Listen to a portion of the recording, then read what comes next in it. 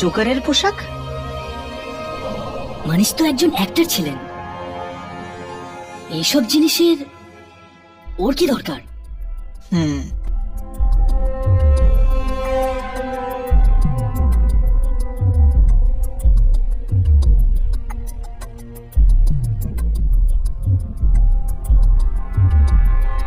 হর্ষ, হ্যাঁ, এখানে আরেকটা দরজাও আছে।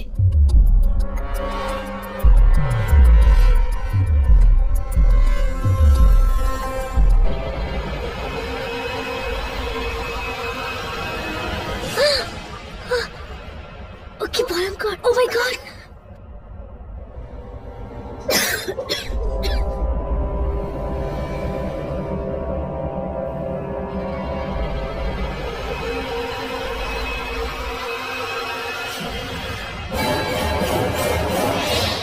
তো দুর্গন্ধ এখান থেকে আসছে। জানি না কতদিন ধরে যে লাশ এখানে ঝুলছে। কিন্তু কিন্তু এ তো মনীষ। ও আত্মহত্যা কেন করলো? আমি তো এটা বুঝতেই পারছি না যে ও এটা কেন করলো। হর্ষ, রাঘব, বাক্স।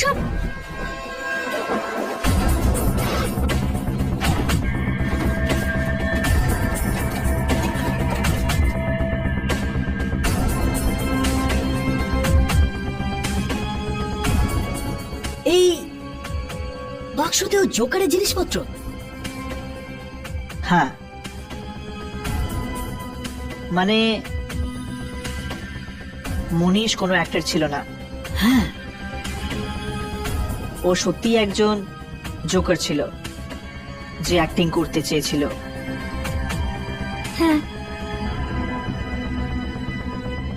তাই তো আত্মহত্যা জোকারের পোশাকে করেছে। একবার যদি আমরা জানতে পারি যে এই মানিস কোন সার্কাসে কাজ করত, তাহলে ওর মৃত্যুর কারণ জানতে পারবো। যখন এত কিছু জানতে পেরে গেছি, তখন ওটাও পাবো। চলো।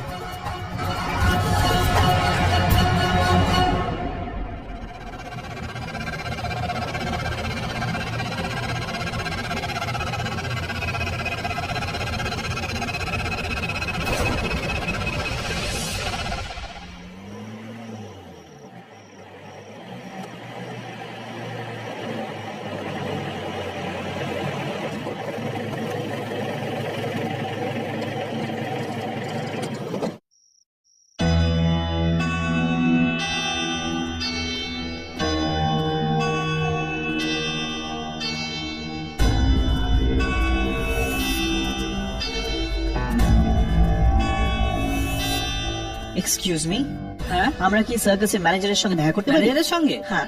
ওই যে সামনে।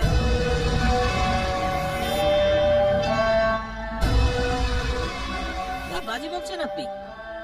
দেখুন দেখুন, পেমেন্ট যদি অ্যাডভান্সে না পাই তাহলে কিন্তু শো ক্যান্সেল করে দেবো আমি। হ্যাঁ হ্যাঁ, ক্যান্সেল করে দেবো। হ্যাঁ, এক্সকিউজ মি, মিস্টার রাজেন্দ্র। বলুন, কারা আপনারা আর ভেতরে কিভাবে এলেন? আসলে আমরা আপনাকে কয়েকটা প্রশ্ন করতে চাই। আচ্ছা, আপনার সার্কাসে কি মনীষ বলে কেউ কাজ করে বা করতো? মনীষ? না তো। হ্যাঁ, ঠিক করে মনে করুন, এই মানুষের অ্যাক্টিং এরও শখ ছিল। দেখুন, ওর যদি অ্যাক্টিং এর শখ থাকে অ্যাক্টর হতো। আমার এই সার্কাসে কি করবে সে? সেটাই তো আমরা জানতে এসেছি, যে একজন জোকারের মাথায় অ্যাক্টিং এর ভূত কি করে চাপলো। আমি কিছু বুঝলাম না। দেখুন স্যার, আমরা কি আপনার সার্কাসের জোকারদের সাথে দেখা করতে পারি? একদম না, বাইরের লোকেদের আমাদের এখানে কারোর সঙ্গে দেখা করার পারমিশন নেই। প্লিজ প্লিজ আমাদের কথা বোঝার চেষ্টা করুন। আমাদের আমাদের ওনাদের সাথে দেখা করাটা জরুরি। এটা কারোর জীবন আর মৃত্যুর প্রশ্ন হতে পারে। কি বলতে চাইছেন? বলতে চাইছি যে একজন জোকার রয়েছে যে এই শহরে একের পর এক খুন করে চলেছে, আর আমরা তাকেই খুঁজছি। জোকার খুন করছে? দেখুন, ওদের শোয়ার অব্দি ফুরসত নেই, ওরা খুন করবে। আপনার সার্কাসে কি এরকম কোনো জোকার আছে যে কয়েকদিন ধরে নিখোঁজ, বা বা হয়তো ও কাজে আসছে না? আগে না, আমাদের সমস্ত জোকার সবসময় থাকে। তবু প্লিজ আমরা ওদের সাথে দেখা করব। ঠিক আছে, আমি চেষ্টা করছি, তবে কোনো লাভ হবে না। আপনারা এখানেই দাঁড়ান।